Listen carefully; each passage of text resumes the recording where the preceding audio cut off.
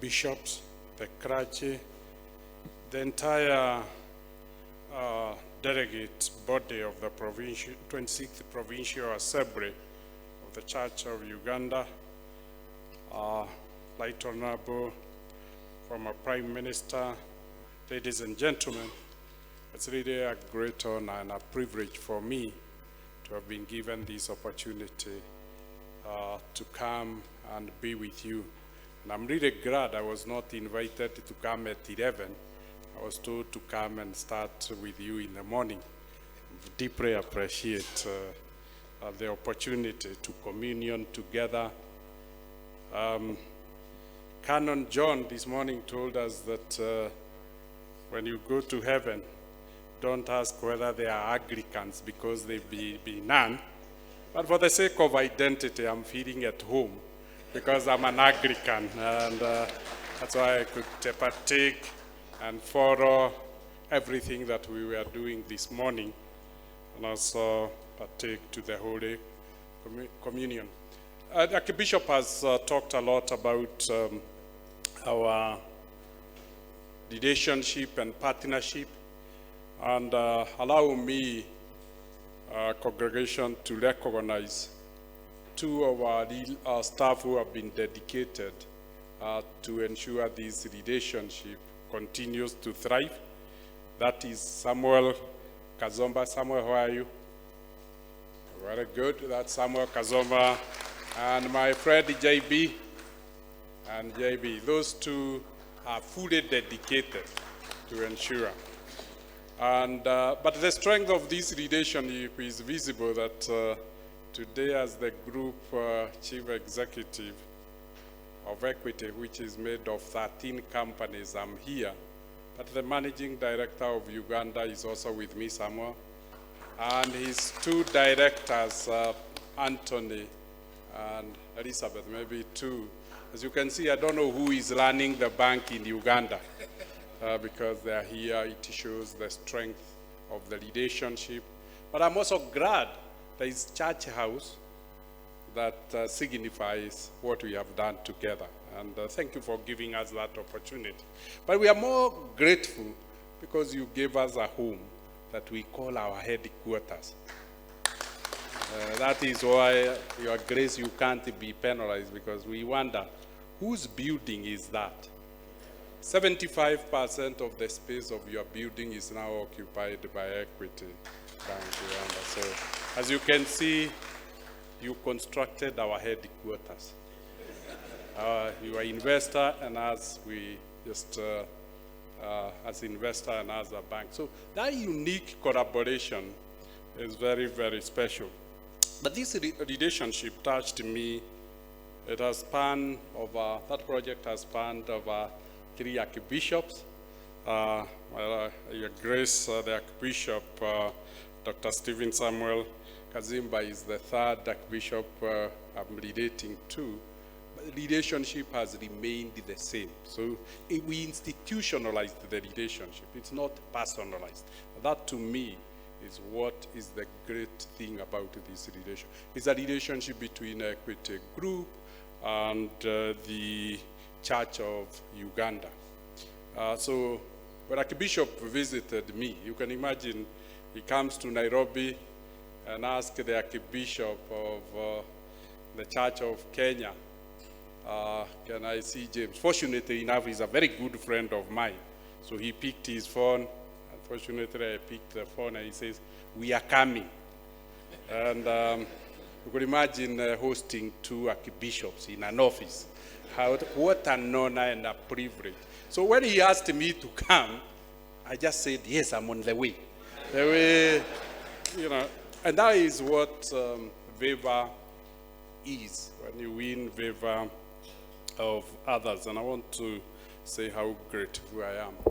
But let me go to the subject today I was asked to talk about. I was asked to talk about how the church, and I assume this is the Church of Uganda, can be a self-sustaining institution. A self-sustaining institution as it propagates the gospel. And I wondered how many people ever think about sustainability. We are very busy with the present challenges, that we never think about the future. We don't think we are responsible for the future. Sustainability means continuity. It's like succession, it's successive existence. And when I saw Bishop asking me to talk about sustainability in the setup of propagating gospel, I said, really, this is one of the most visionary, future-oriented leadership that I have ever met. I think the leader of environmental sustainability talked to us about plastic. But let me go take the picture a little bit above that. The world is where it is because we never adopted sustainable environmental management. And we snapped. We are now talking of climate change that is threatening. It's an existential threat to survival of humanity. Why? Because we never thought about sustaining it.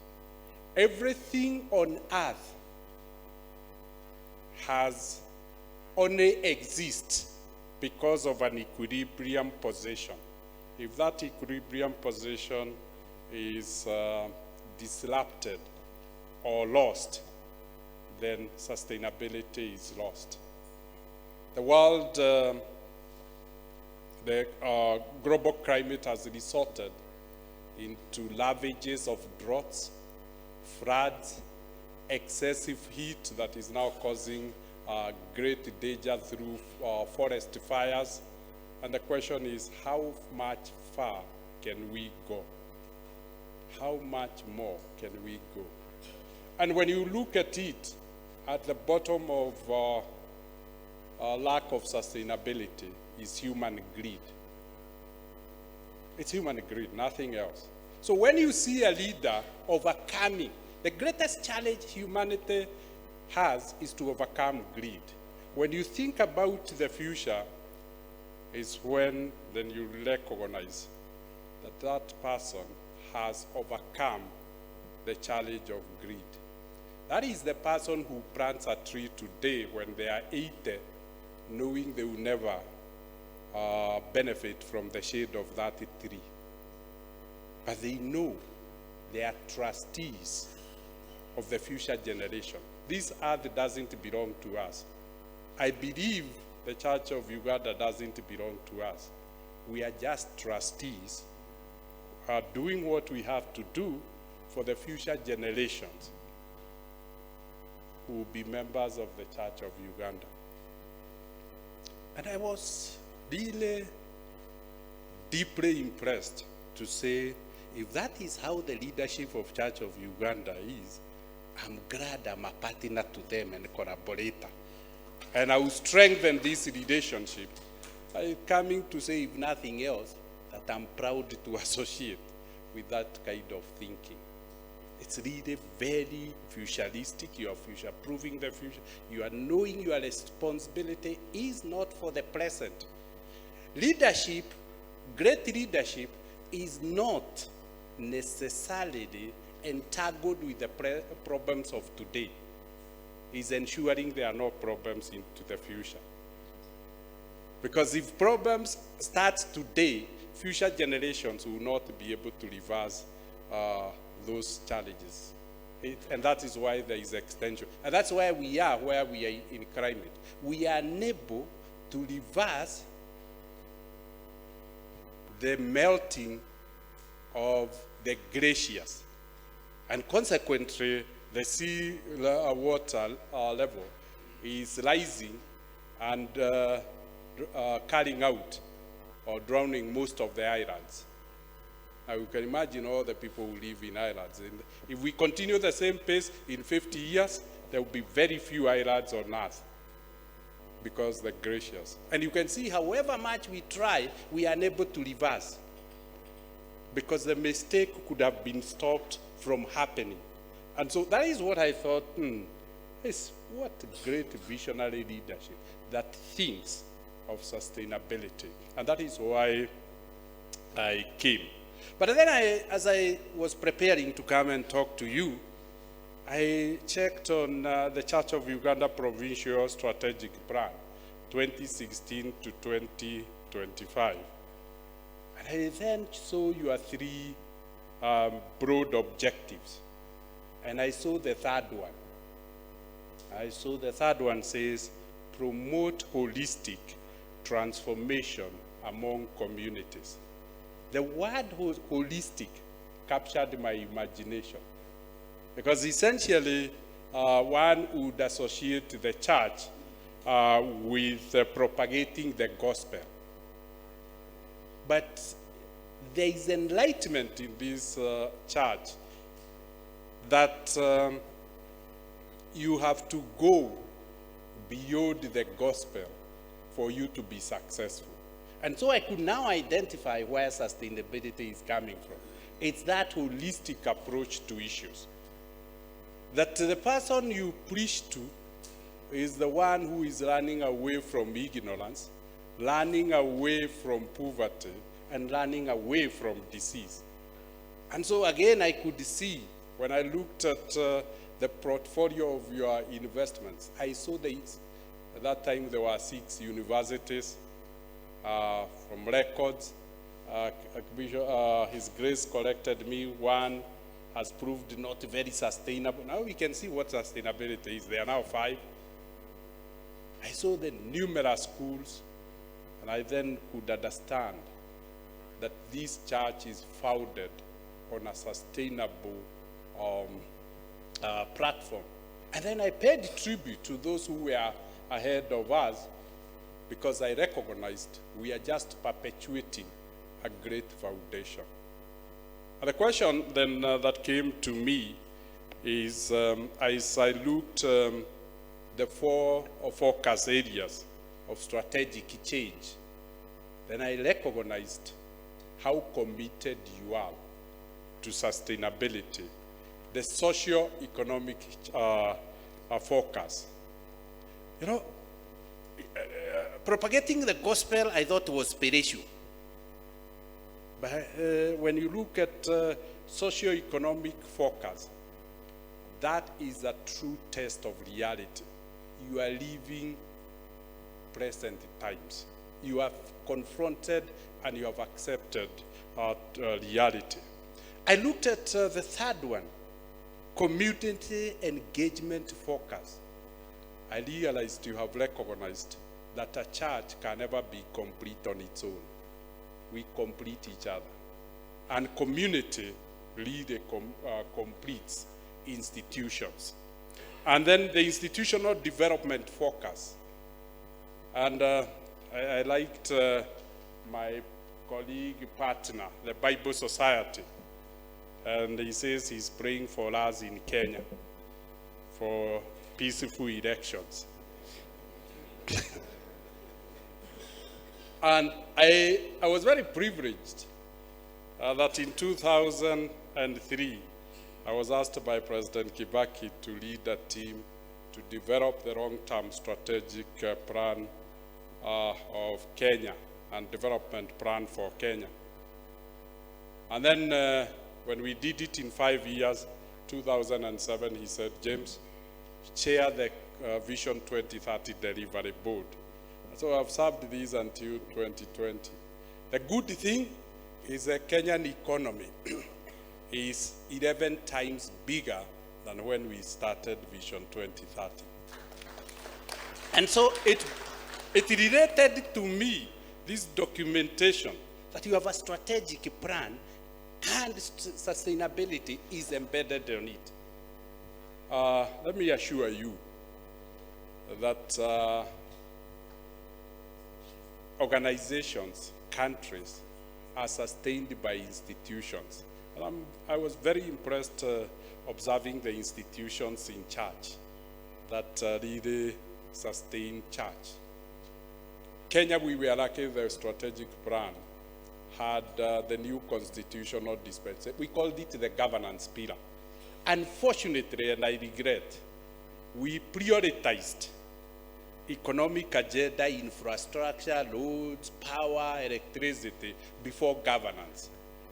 We didn't have a new constitution 2008, 2007. There were no institutions to sustain society. Close to Kebake's end of term, we realized we had to do it 2013. We gave ourselves the new constitution with very strong institutions of government. Unfortunately, 2017, they were too young. There was infants. They didn't hold very well. We survived. But as you can see now, the institutions are holding the country. Sustainability requires institutions to embed the policies and principles on institutions. It is institutions that sustains and perpetuate ideals that we believe in and that we want. So ideally, I like the way you have built institutions. But the question we have is the strength of building the institution.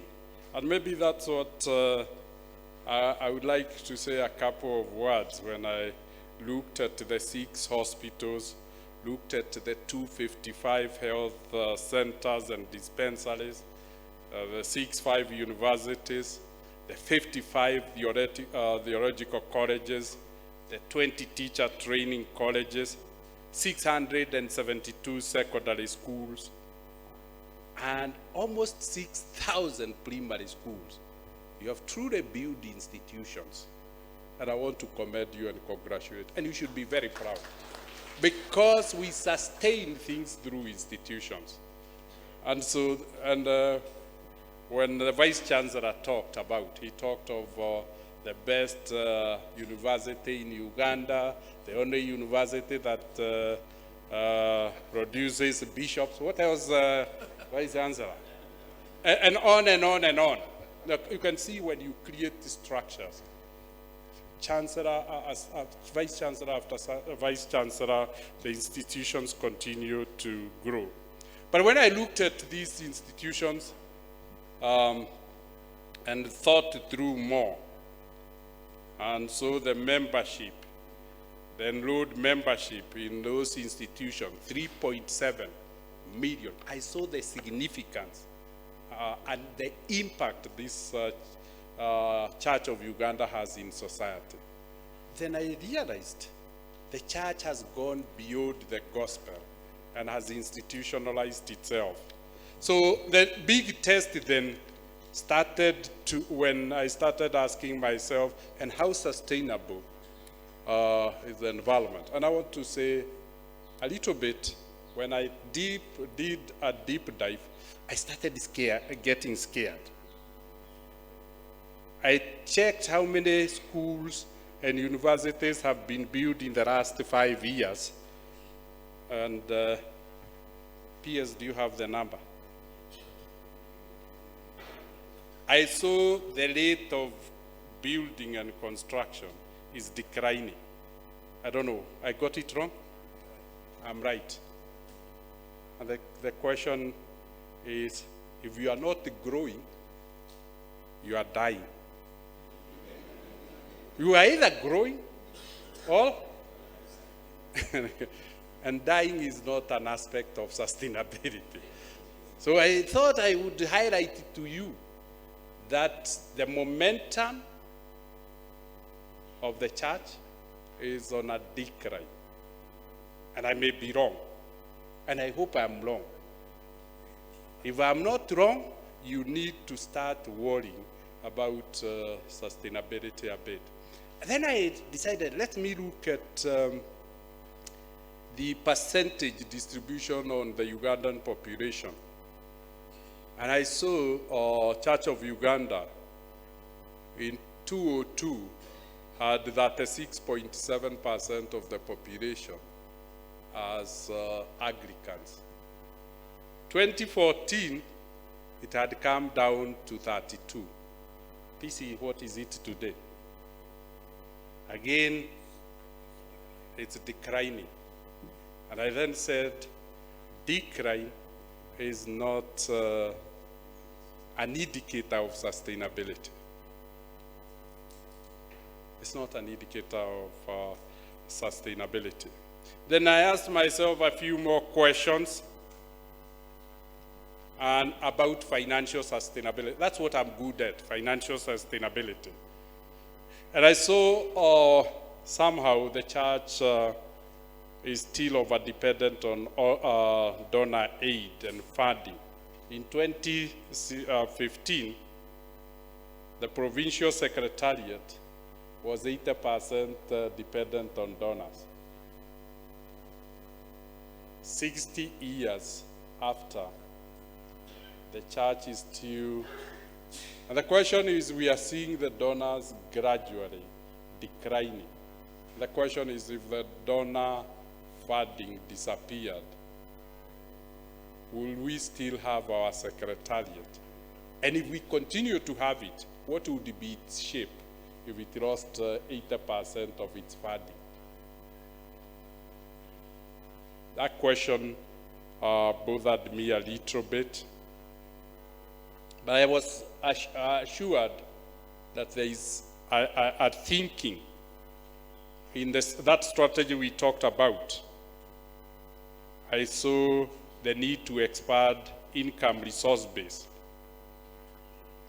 from 20 to 2015 to 91 by 2025. I realized you need to be sustainable. The only question then I want to ask you, my Lord Bishops, and with a lot of humility, are you walking the talk? Please, this time I will not ask you. But if we wanted to be fully independent by 2025, we are now 2022. 7 years are gone. Only 3 are remaining to the target date. Where are we? And that is the only, if you are not, I want to believe you are allowed 70. If you are not 70, then I want to really make a wake-up call that we better gain our sustainability.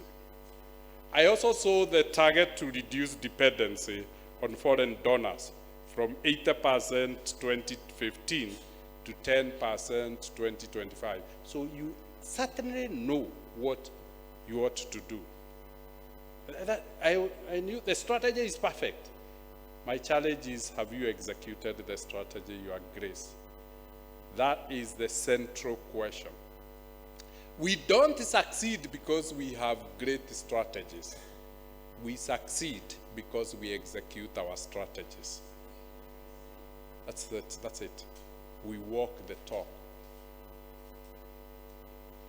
And I really want to appeal to you as an Anglican that pursuit of sustainability is not a choice, but is the imperative if the Church of Uganda is we'll pass it over to our grandchildren.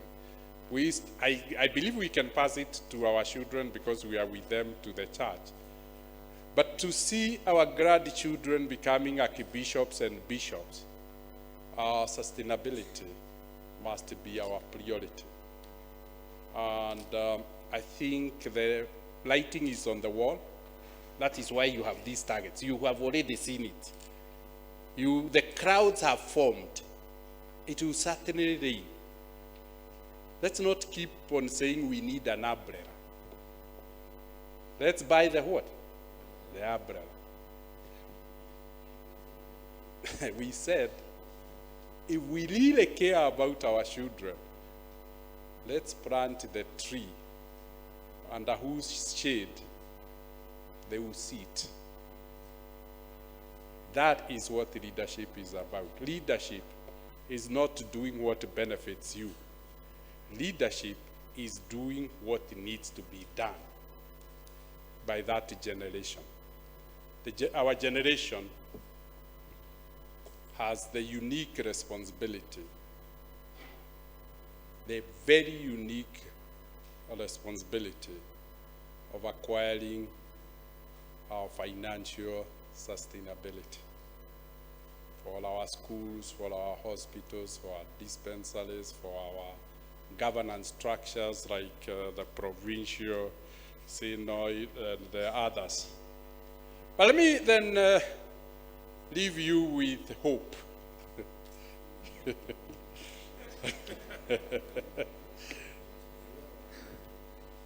That the world has never been changed by the multitude.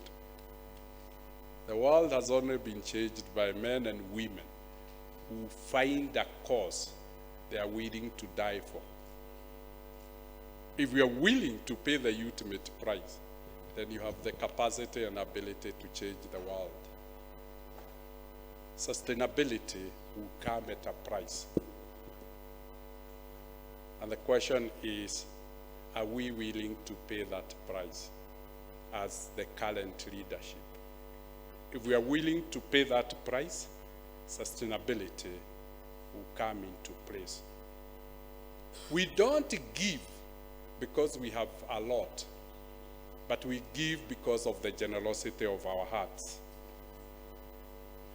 I want to appeal to you to find generosity in providing leadership to be able to get where we need to be, and to be able to get us to the right place.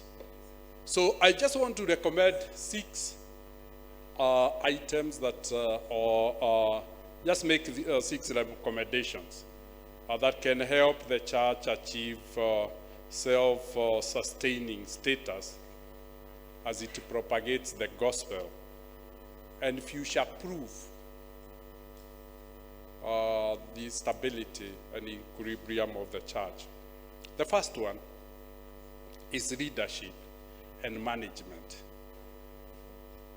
Sustainability will not be achieved unless the leadership in this house chooses to deliver sustainability.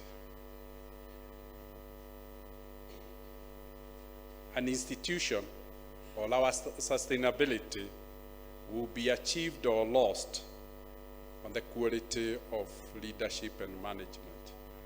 No organization has ever been better than its leaders. The sustainability of this church is a mirror reflection of who we are as leaders.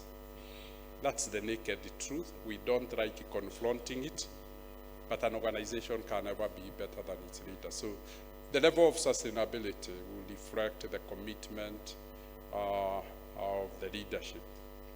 But I'm convinced that back in 2015, you had confronted this issue.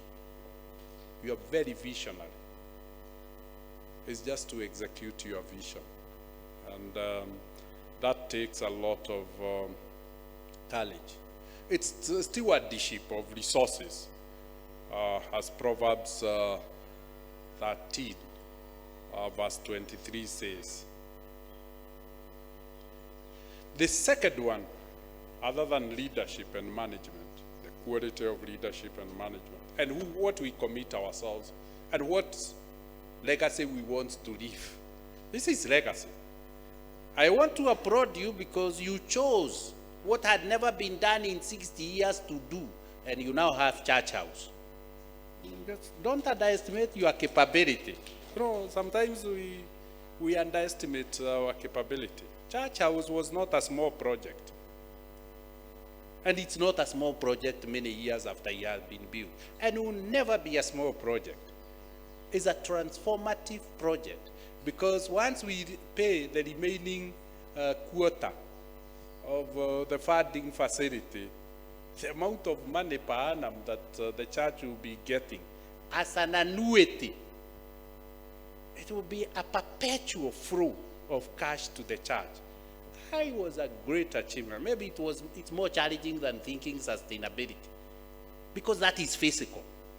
And bringing physical is not as easy. So the second one is organization culture. It's not about how great we are. It's about the culture that we build in the church. Culture eats strategy for breakfast. So, if you have a great strategy, but you have no organization culture of execution, then every morning, culture eats what? The strategy for breakfast. And then there is nothing for the day for the strategy. So let's build an organization culture as a church, either of execution or doing what needs to develop. I'm suggesting developing a culture that drives serious creativity and innovation, because that's what you need. You need to be innovative. If you do things the way you have been doing, the outcomes will always be the same. I was once told that doing the same things and expecting different results is called what? Insanity or madness. I didn't say that, you said it. I just amplified so that everybody could hear. But essentially, we must build a new culture focused on sustainability. A culture that we say, we hold ourselves to this, we are accountable, and will be dependable, because that's who we are. Culture defines the character and personality. The third one is corporate governance. Corporate governance is the structures of holding us to account to what we commit ourselves. There is no need of doing a strategy if we have no intention or the will to execute it. We need to be held to responsibility, to accountability. We are in a position of trust.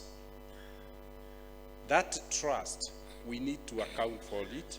We need to be responsible for it. And that is the governance structure that guarantees delivery. The countries that have made the greatest progress at the moment are the countries that will have very, very strong governance structures of holding people to account. The countries, tell me of a country that is hopeless, and I will show you a country without governance structures. Nobody is held accountable. If nobody is held accountable, is it possible to hold ourselves accountable in church? Or we'll hide under the gospel and say, no, but this is not propagating gospel. We agreed the principle first is right, that it's more than. The fourth one is the business model of our institutions. Most of our institutions were built during the donor era. The donor funding has dried, but we haven't changed the business model. That model was of grants and donations. We were sustained by grants and donations. Donations and grants have disappeared. We can't keep the same business model for our institutions. We must build a new business model that take into account that there are no grants and there are no donations.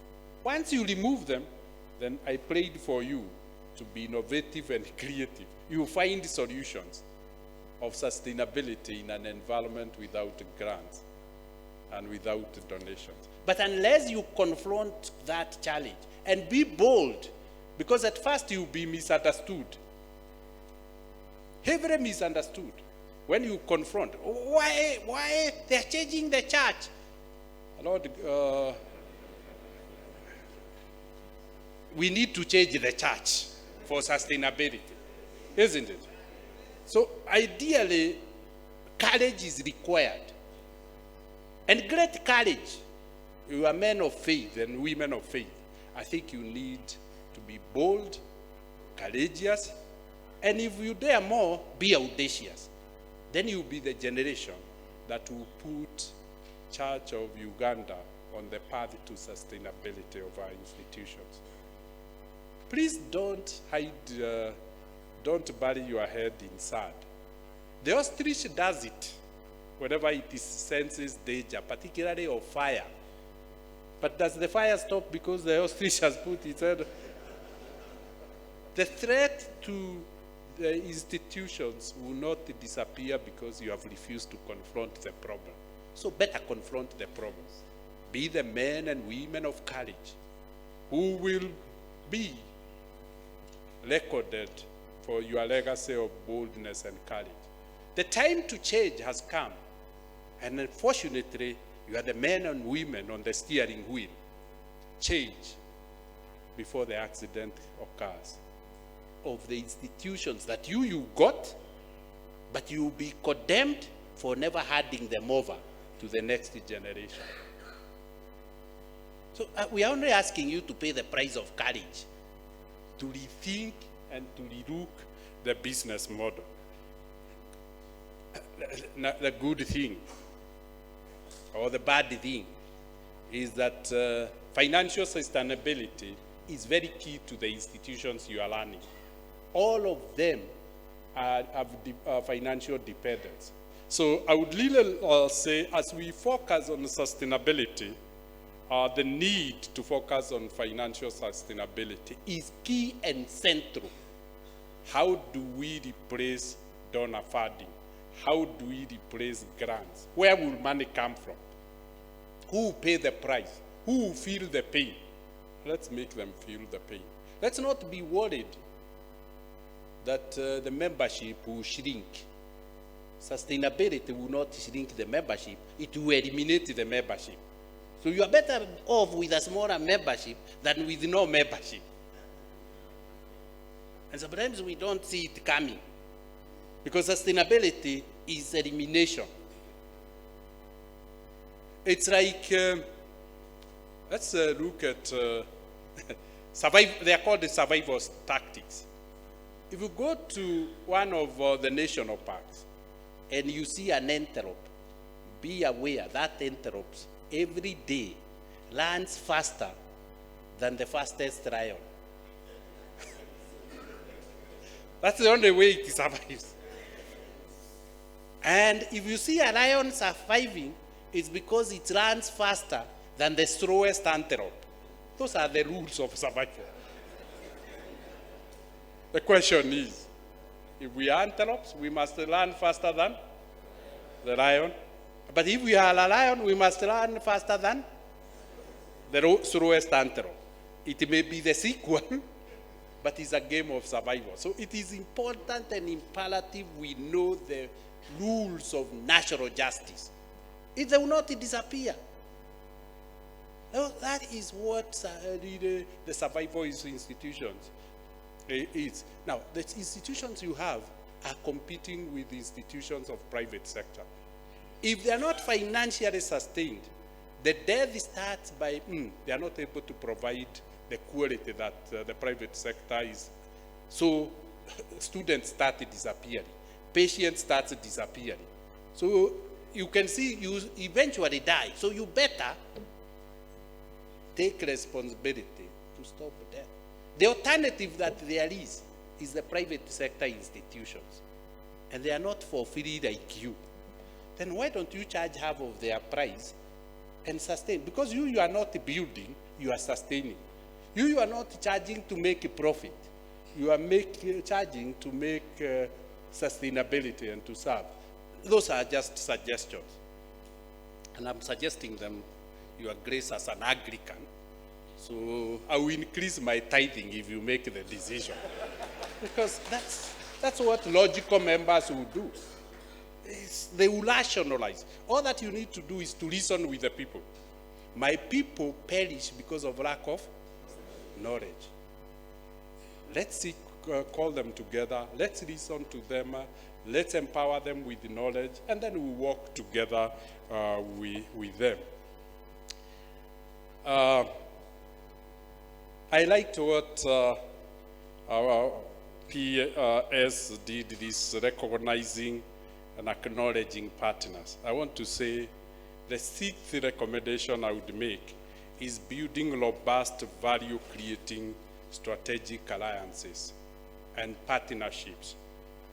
Broad-based coalitions of like-minded partners, whether it's government, whether it's individuals like Right Honorable former Prime Minister, whether it's the private sector. Church House is a symbol of collaboration and partnership.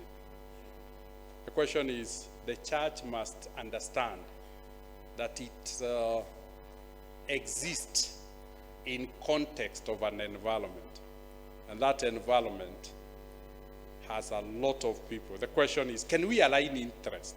Like the way we aligned with Equity. Equity was looking for a headquarters at the right address. You know, we walk tall. There is no, when we now write, we don't say we are in Church House alone. We say Church House opposite Central Bank of Uganda. So the only bank next to Central Bank is only Equity. Now you can see how aligned the interests are. We'll never move out of that address. Forever you have a tenant.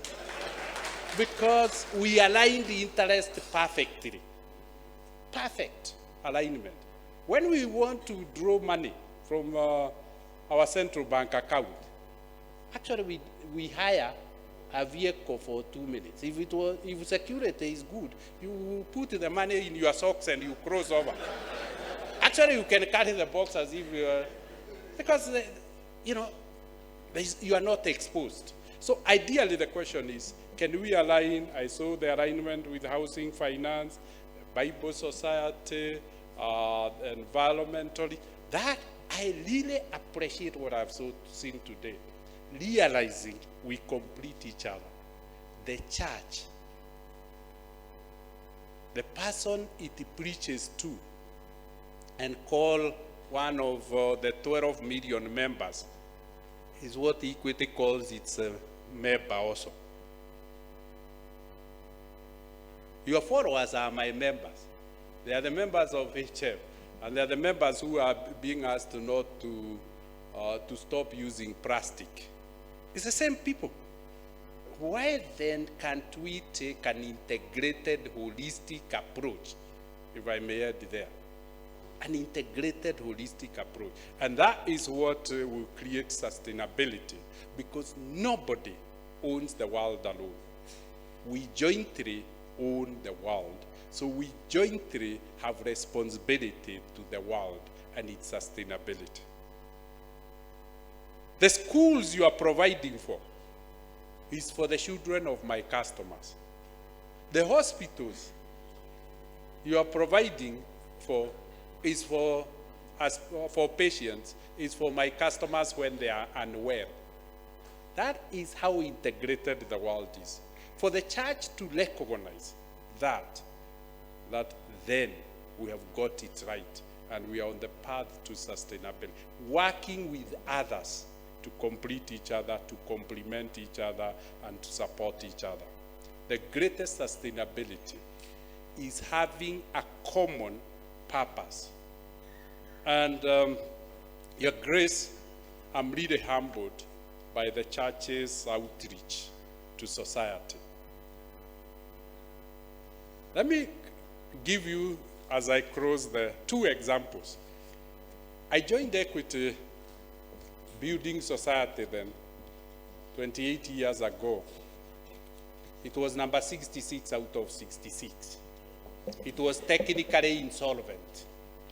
But I realized one thing, that the customers were looking for value, and me, I was looking for customers. I said, what about if I gave them value that differentiates me from other banks?